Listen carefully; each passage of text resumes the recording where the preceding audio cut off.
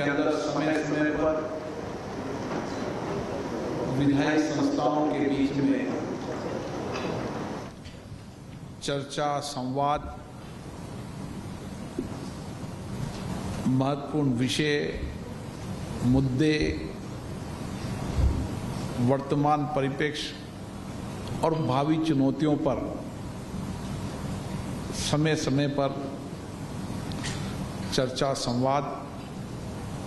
और विचारों को साझा किया जाता है। और उसके साथ विधायी संस्थाओं के नए अनुभव,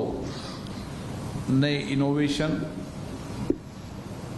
को भी मिलकर साझा किया जाता है, ताकि राज्य विधानमंडल की हर संस्था श्रेष्ठतम कार्य कर सके। सीपीए भारत जोन के इस अधिवेशन में हमने महत्वपूर्ण विषय विधायी संस्थाओं में संवाद, चर्चा, जन विश्वास का आधार, जन आकांक्षाओं की पूर्ति का माध्यम, ये आज महत्वपूर्ण विषय है। 2 दिन तक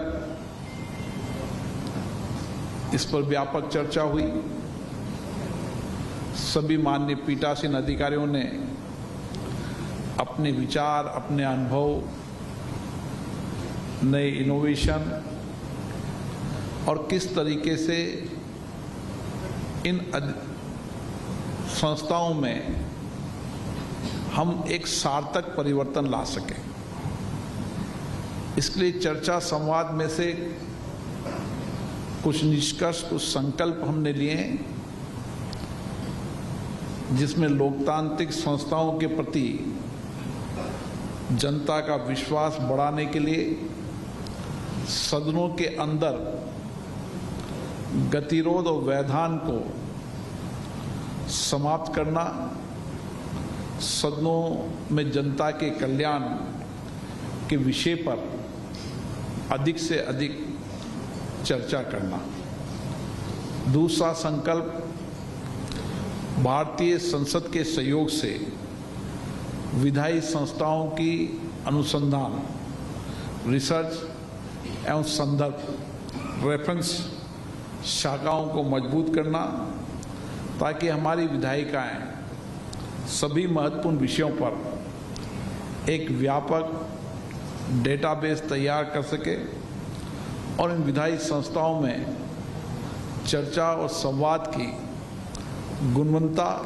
और बेहतर हो सके। हमारी विधायी संस्थाओं में डिजिटल टेक्नोलॉजी का अधिकतम उपयोग कर हम लोकतांत्रिक संस्थाओं की कार्रवाई, निर्णय, विधेयकों को और ठीक तरीके से, उचित तरीके से, टेक्नोलॉजी से उनको पहुंचा सके। विधायी संस्थाओं में और माननीय सदस्यों की दक्षता में अपेक्षित सुधार हो सके, ताकि वो टेक्नोलॉजी का अधिकतम उपयोग कर हम लोकतांत्रिक संस्थाओं के प्रति जन विश्वास को और मजबूत कर सकें। हमारी देश की बहुत बड़ी जनसंख्या युवा है। हम सभी विधायी संस्थाएं अपनी अपनी विधानसभाएं के अंदर, संसद के अंदर हम लोकतांत्रिक चर्चाओं से, उनमें हुए निर्णयों से और चर्चा संवाद को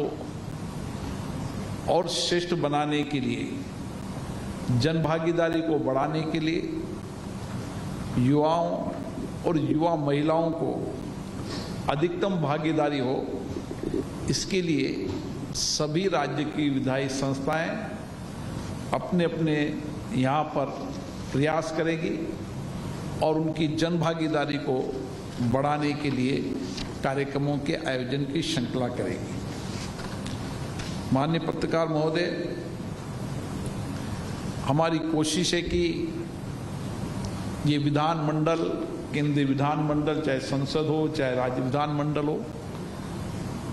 ये चर्चा संवाद के केंद्र बने। इनमें सार्थक चर्चा हो, तर्क से चर्चा हो, सहमति असहमति विचारों के मतभेद के दृष्टिकोण, अलग अलग विचारधाराओं के दलों के अलग अलग विचारधाराओं के अपने मत, ये हमारे लोकतंत्र की हमेशा श्रेष्ठ परंपरा रही है। हमारा प्रयास ये है कि इन संस्थाओं के अंदर जो लगातार गतिरोध बढ़ रहा है, विशेष रूप से नियोजित गतिरोध बढ़ रहा है, उस नियोजित गतिरोध को रोकने के लिए सभी विधानसभा के अध्यक्ष अपने अपने राज्य में, संसद भी अपने सभी सदस्यों से, राजनीतिक दलों से चर्चा कर गतिरोध को कम करना और इन संस्थाओं के प्रति जनता का विश्वास भरोसा बढ़ाना, इसके लिए ये सदन चर्चा संवाद के केंद्र बने। इसके लिए हम सभी गंभीरतापूर्ण प्रयास करेंगे। मुझे आशा है सभी राजनीतिक दल इस विचार से सहमत होंगे कि उनकी विचारधारा अलग हो सकती है, मत भिन्नता हो सकती है, लेकिन वह सब हम सदनों में व्यक्त करें, सहमति असहमति सदनों में व्यक्त करें। सदनों में नारेबाजी, तख्तियां, नियोजित तरीके से गतिरोध, ये हमारे सदन की मर्यादा न रही। इसलिए अच्छी परंपराएं, अच्छी प्रॉपर्टी और इन सदनों की उच्च मर्यादा बनाने के लिए हम सब मिलकर फिर से सामूहिक प्रयास करेंगे और मुझे आशा है कि इसके परिणाम भी आएंगे। इसी के साथ हम विधायी संस्थाओं के अंदर सभी राज्य की विधानसभाओं की जो पुरानी डिबेट है, चर्चा है, विधेयक हैं, महत्वपूर्ण मुद्दे हैं, उनका डेटाबेस तैयार कर रहे हैं।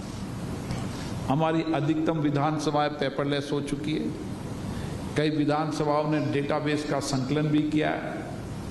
तो मेटा डेटा से कोई भी सब्जेक्ट, कोई भी विषय पर कोई भी सदस्य जानकारी प्राप्त कर सके, ताकि सदस्य की क्षमता बढ़े। सदनों के अंदर चर्चाओं, विधेयकों पर चर्चाओं, मुद्दों पर चर्चाएं, वो सार गर्भित हो, गंभीरतापूर्ण हो, उसके लिए जो भी उसको आवश्यक है वो उपलब्ध कराने के लिए हम हमारी रेफरेंस और रिसर्च विंग को सभी राज्य विधानसभाओं में बेहतर करेंगे और इस एक वर्ष में लक्ष्य बनाकर हम सभी विधानसभाओं के डेटाबेस को तैयार करेंगे और उस डेटाबेस का एक प्लेटफॉर्म पर लाने का हमारा जो निर्णय फैसला है, उसको हम काफ़ी विधानसभाएं एक प्लेटफॉर्म पर आ चुकी है और बाकी विधानसभाओं को भी इस वर्ष में हमने संकल्प लिया है कि हम एक प्लेटफॉर्म पाएँ,